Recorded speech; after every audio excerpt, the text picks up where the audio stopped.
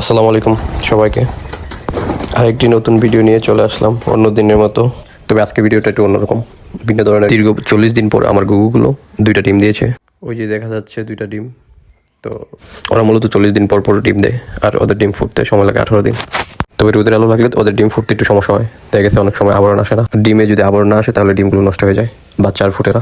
তবে এই দুইটা গুগুর মধ্যে একটা জিনিস লক্ষ্য করে দেখেন, এখন যেই ঘুঘুটা গিয়া বসবো ডিমের মধ্যে ওইটা ছিল ছেলে, আর যেটা উঠে আসছে ওটা হলো মেয়ে।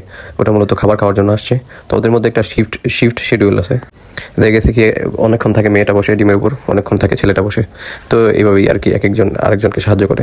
আমি এদের শীতকালে আমার রুমের মধ্যেই রাখি, কারণ বাইরে ঠান্ডা, তো তো ডিমগুলো দেখা গেছে সমস্যা হয়, এফেক্ট হয়।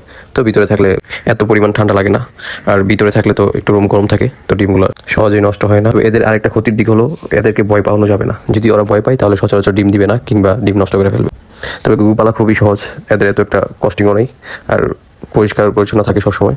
তবে শুধু ওই সপ্তাহ একবার কিংবা দুইবার ওদের পটিগুলো ক্লিন করতে হয়, ওটা নিচে এক্সট্রা ইয়ে থাকে।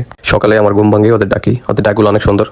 তবে যখন একটু জোরে ডাকে তখন অনেক আরও ভালো লাগে। তো এর আগেও দুইটা ডিম দিয়েছিল, কিন্তু ওইগুলো যত্নের অভাবে নষ্ট হয়ে গেছে। কিন্তু তখন প্রথম তো আর বুঝতে পারি নাই।